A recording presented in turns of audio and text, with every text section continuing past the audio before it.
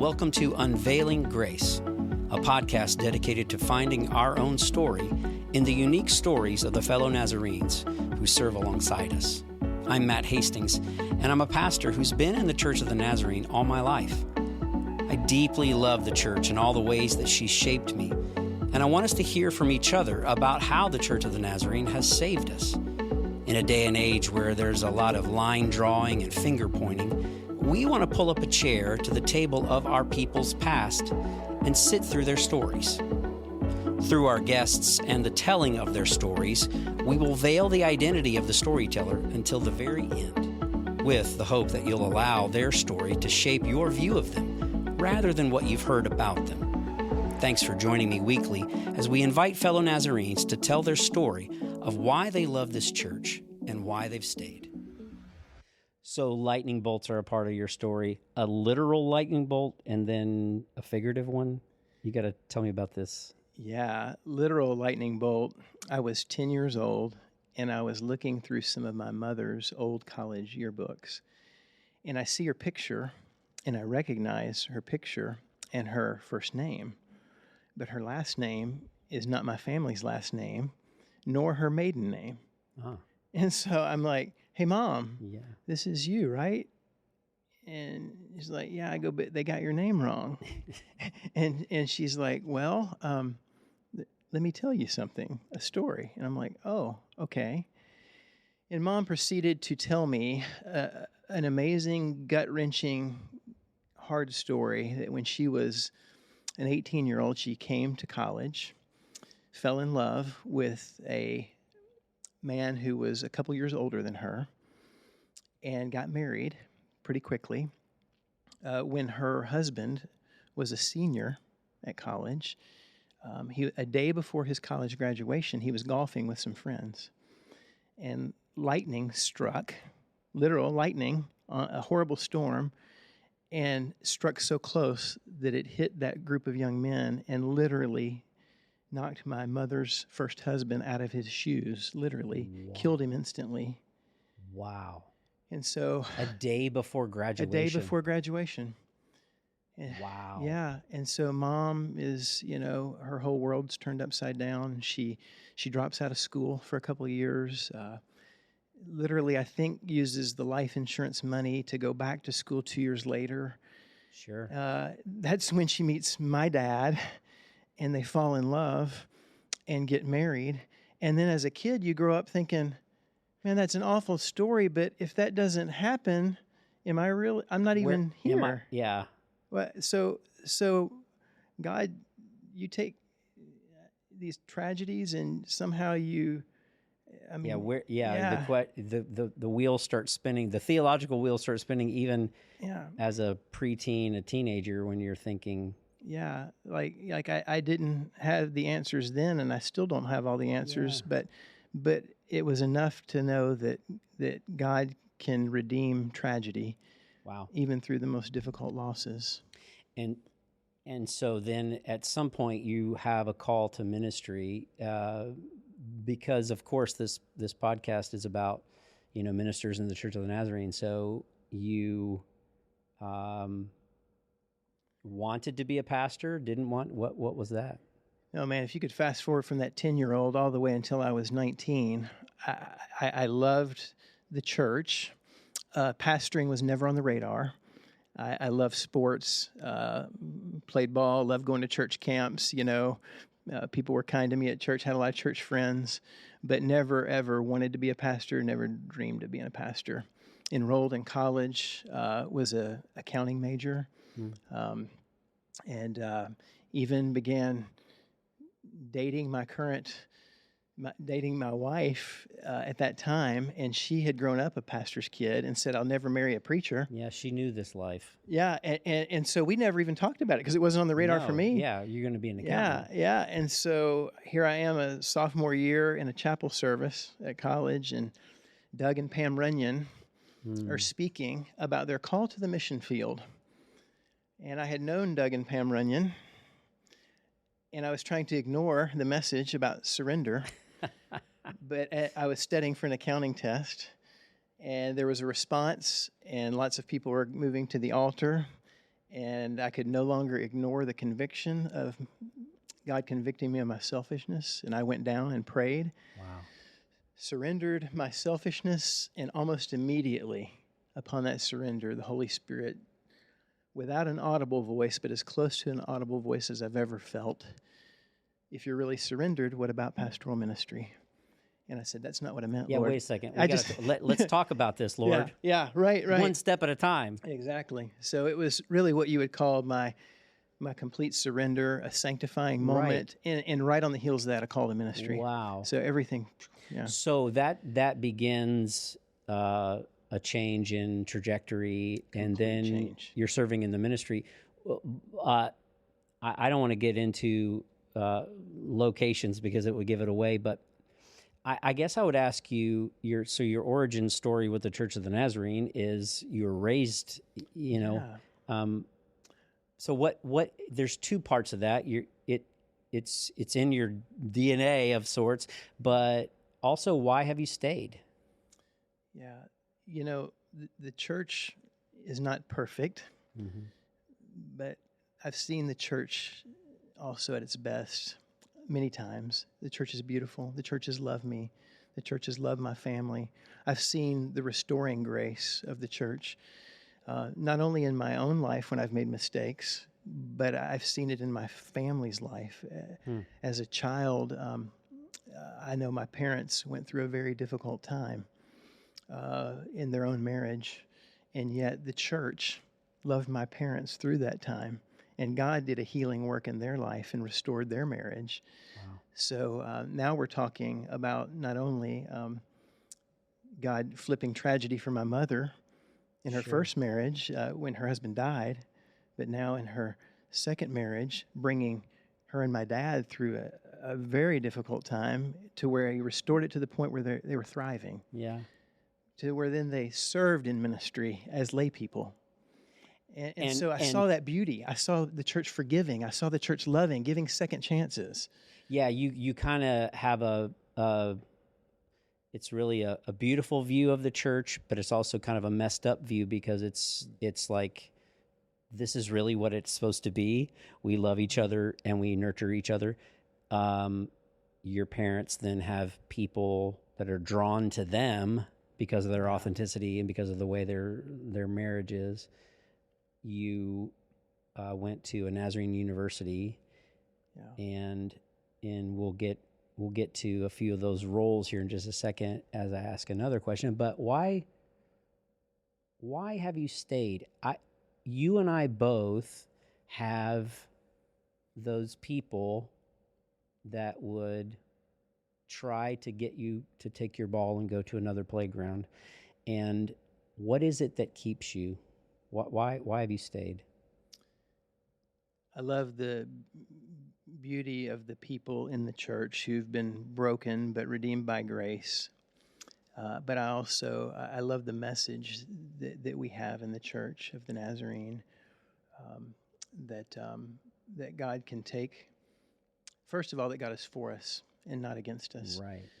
So I stay because I believe in our theology, and I believe that the grace that goes before, prevenient grace, every single human being's been created in the image of God, and that God can take that person, no matter who they are, where they are, absolutely, no matter how broken, and by His grace redeem a life and transform a life. And so we don't have to live in fear of people or culture, because God's grace is greater than all that. And so why would we not embrace that message? And there are broken people in the church, there are broken people outside the church, but the grace reaches all those people. Right. The church has this, we are the redeemed people. We've experienced that. So why don't we just embrace that and then share that? It's the redemption of, hey, by the way, this is how I created you. Yeah. You walked away and did other stuff in your life. That's the reason why. But I created you. You're good. Yeah. And I love that articulation of, it's a beautiful message to people in and out of the church to say, this is who we are as God's people. Yeah. You have, Matt, could I say it this way? I guess I'm not counting on people's performance to be perfect. I'm counting on the grace of God. And Man, so, I love that. and so whether you're inside the church or outside, so is there brokenness in the church? Absolutely. But I've already seen the grace redeem that. So why would I walk away from that? Right. I love that because you have seen it in all kinds of levels, spaces, and that's the proof, I guess, that God is faithful. And that's how you can look back and realize, oh, this is how he has walked with you all along. Thank you for saying that. Yeah. There's certainly your parents that have been an encouragement over your years. Can you name, even just one or two people? I like to say it's the people that are championing you in the shadows. Maybe they're not, they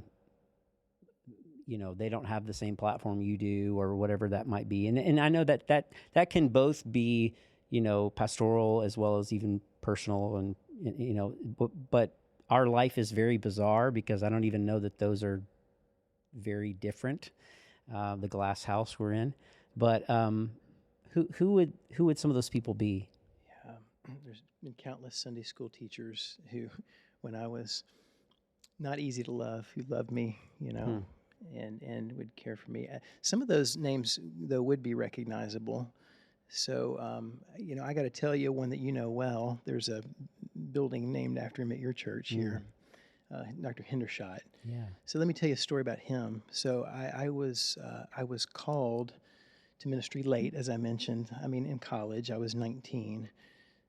Dr. Hendershot knew me when I was a kid, when I was not called. And when I was about 12 or 13 years old, maybe, attending church, he called my house one day. He was the pastor of the church and asked my parents if I can come over and help him as the sanctuary is being constructed. And so I'm a 12-year-old or 13-year-old kid, and I know nothing about construction. And this semi-retired pastor is holding beams up, and he's like, hey, can you climb up here and help me hold this in place? And I'm like, what am I doing helping build the church as a 12-year-old? He calls you to come help. Yeah. So what did he... With all of your resume of construction. I'm 12 or 13 years old. So obviously he was investing in a kid who didn't have a call to ministry that I was aware of. And so time goes on. I'm called to ministry. I end up going to the Nazarene seminary, lose some contact with Dr. Hendershot, who's aging in a retirement center. Mm-hmm. I graduate from seminary. A box shows up in the mail, and it's a collection of Dr. Hendershot's Nazarene manuals from all the way from the Methodist discipline in the early 1900s, every edition, all the way up until the current day. You are kidding me. And he has a note that just saying, I knew God's hand was on you, and I believe in you, and I'm praying for you. And I'm overwhelmed. I'm in a puddle of tears. That is invaluable. So I have this collection of Nazarene manuals that when I look at them, I don't go, oh, wow, this is just such a cool collection. I go, there's an ancestor of the faith who believed in me when I was nothing and invested in me. Who didn't have to invite you to come work at the church because you're 12 years old. Yeah. But that is it impressed me because remarkable. He was at an age where he didn't have to be pastoring the church. He had retired as a district superintendent. Yeah. But he thought, I'm going to help build this new church. Wow. And so I, as a kid, go, this guy could be retired and taking it easy. This is, as a kid, going through my head as a 12-year-old. But instead, he's building the church and climbing up here. Literally. And so that stuck in my head and my heart. And then I go, wow, there are people who, no matter if they have position or title or whatever, they just want to invest their life in the next generation of building the church. And I want to be like that. You are. I know that for sure. And so to sort of... I will, the punchline will be at the end, but you are currently serving as a district superintendent. What do you miss about being a local pastor, and maybe what do you love about being a DS? I think, I know that's a loaded question because you're shepherding in a different way, but it's still pastoring. But what is that?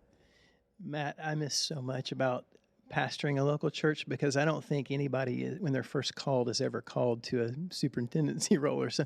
So the call to pastor is beautiful and difficult, but I love the rhythms of life in the local church. I love seeing the ups and downs and being a part of people's lives and watching them develop. And so I will always miss the pastoral leadership role in a local church. Walking with people in a local congregation. Absolutely. Yeah. And the rhythms, even though every week is different, there are still some rhythms of community. And in the district role, it's very different. So when you show up at a meeting as a DS, it's different than when you show up as a pastor. Yeah. When you show up as a pastor, usually the folks know your heart. They live with you. They walk with you. And even if you have something difficult to share, they feel the heart. When you walk into a meeting as a district superintendent, they don't necessarily know your heart. And so they just look at you like, what are you going to do in this meeting? And you're like, I love you. I wish you knew my heart. You were walking with me. I wish you knew my heart. Yeah. Because if you did, if you were walking with me, you'd know me. And it's like the speaking at a church. I remember, speaking at I'd speak at teen camps, and then I'm leaving. Yeah. And so you're coming in so in a way that's a shepherding role that has a broader perspective because you know the pastors and they know you, but local church boards likely don't always know your heart. No, and you know that the greatest influence you have as in any kind of leadership role is through relationship, not position or title. So how do you build that relationship as a superintendent? A lot of your role is to be there for short periods of time to help do the business of the church. And so you pray a lot and you build relationships with the pastors as much, and you get to the churches as much as you can so they hear your heart. Yeah, it's impossible though. Yeah, it's it's in my opinion. Yeah. I'm not doing that, but it's impossible to. I've never felt like any of my district superintendents could. Yeah. It's impossible for them to do all the things. It's also like local church ministry where you have to be 32 different titles or whatever it is, counselor or janitor, etc. Hey, but I'll tell you this on the district level, just like the local level, how God raises up people for every different ministry, and if you open your eyes, well, what I found as a DS is the same is true. Oh, wow. And so even if they're not on staff, even if they're not paid, man, all of a sudden there are people who go, I can do that, and so you create partnerships, people who have a heart for something, and hey, I care about storm relief. Yeah. And I'd love to help you, DS, with storm relief. And so I've got a trailer, and all of a sudden you begin to release them, and it's just, so it's on a different level, but it's the same as true. I like that. And I know you well enough at least to say that I appreciate the ascribed authority someone gives me, but I would rather earn it. And I appreciate the titles, I do, but once you're walking with me, once they're walking with you, it's like, oh, well, we know him. Your reputation may precede you, but then when they walk with you, we respect. And that's it. That's a really interesting view of the church. It's a broader perspective. And I do appreciate you saying, I don't think anybody jumps into this thing thinking, I want to be, because it isn't. Well, okay, it's back to the surrender at a chapel where you go, oh man, okay, I'll do it. I don't want this to get too preachy, but the world's had enough of hierarchy and authority, right?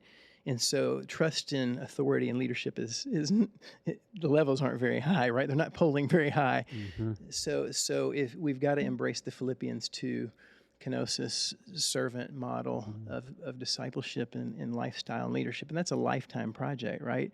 And so whether I'm a pastor, a district superintendent, or whatever I am, in my learning to humble myself, and am I learning to consider others better than myself, and letting Christ be exalted? And so how do you do that as the positions and titles grow? It's even harder because people want to call you those titles and positions, so you've got to, I guess, the higher the titles, the closer you got to get to the Lord. It feels like to humble yourself. The more you put your face on the ground and say, "I don't know so. how." You hope well, so. I think one of the reasons, I don't even know what success is in ministry, but one of the reasons why you have been in levels of leadership in that respect is because of your humility, because of the way that you lead. I admire that personally because, even amongst our staff at this church, just even recently, I've talked about first among equals, also sort of British parliamentary kind of thing. We learned that from someone, and I thought, man, that's what it is, because I get it. You've got a title as a DS, but I'm not trying to kick your teeth in. I'm not trying to. We got to do some business, but I want to love you. I want to walk with you. A servant's heart, no matter whatever the level is. I mean, look. You don't have to announce it, right? Like everybody knows that you're that position. Whether you're the pastor or the DS, you don't have to announce it. So just do your thing, do your job, right? And do it humbly, right? For sure. Yeah. What about our family? I like calling it, a family, because even today I've learned all these degrees of separation of within your family of people. What is it about our family that matters to the world? You kind of referenced it with the church and what the church means. What is it right now in our current context? Yeah, so families, right at their best, they love even through differences. So I think the Church of the Nazarene right now, we've always been a family, and we are a connectional family. There's no doubt about that. You can go anywhere in the world and connect with people. You say, I'm a Nazarene, and they say, oh, well, I know so-and-so. And that's really good and cool, but that doesn't mean that families agree on everything, right? Of course. I mean, even in my own family, but you kind of raise your family for that reason, though. Yeah. So everybody in the family has a voice. Right? You should. Everybody has a voice. That doesn't mean that that even though we have a voice, that doesn't mean that I don't even know if I want to use the word values, but that doesn't mean the mission or the values of the whole organization shift. Sure. Because we all have a voice. Because one voice is shouting louder. Well, there has been a collective voice of the Church of the Nazarene passed down from generation, given to us by the saints, given to the church. And now given to leaders in the Church of the Nazarene, and through leaders and through general assemblies, and so there's a collective mission and a collective doctrine, right? That we together have, but that doesn't mean that we don't have a voice, but yet we come around this organization and this body, this family, and we say, I love this family. I love this family. Yeah, there's no better. Listen, I'm not just drinking the Kool-Aid. There's no better time to be a Nazarene than now. I think what our doctrine says and who we are, really, as we have gone back to the beginnings, and we say, okay, actually, let's remember who we are. It is a balm to a hurting world. The Spirit of God, the holy life, not perfect life. Right. And I appreciate your posture of leadership, which is one of the reasons why I wanted to have you here, and I'm grateful. So who are you? I'm Kyle Poole, and I'm a servant for the Church of the Nazarene in the Lord, the Georgia district, for about 2 more days. Yeah. And then I'm transitioning in this same role in Kansas City district. Thanks, Matt, for the opportunity. Thanks for being with us, Kyle. Yeah. Thanks for joining us on the Unveiling Grace podcast. This is a ministry of Hermitage Church of the Nazarene. If you'd like to stay up to date on the podcast and other ministries of our church, like the church's Facebook page and follow along. Or you can subscribe to the Unveiling Grace podcast on whatever platform you're using now. If you've enjoyed this podcast, help us out by leaving us a rating and then share it on your social media platforms. Thanks for listening to the stories of those serving alongside us.